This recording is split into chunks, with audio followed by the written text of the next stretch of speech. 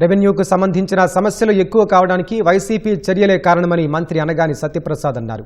కృష్ణా జిల్లా ఉయ్యూరులో తహసీల్దార్ కార్యాలయ నూతన భవనాన్ని మంత్రి అనగాని ప్రారంభించారు. ఈ కార్యక్రమంలో మంత్రితో పాటు MLA Bode Prasad, collector DK Balaji, కూటమి నేతలు, కార్యకర్తలు పాల్గొన్నారు.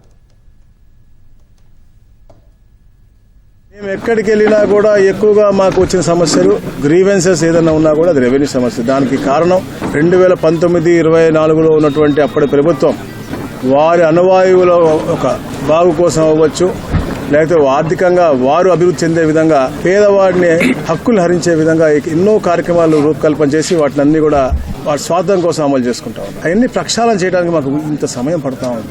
మేము గ్రామ సభలు పెట్టాము, రెవెన్యూ సదస్సులు పెట్టాము.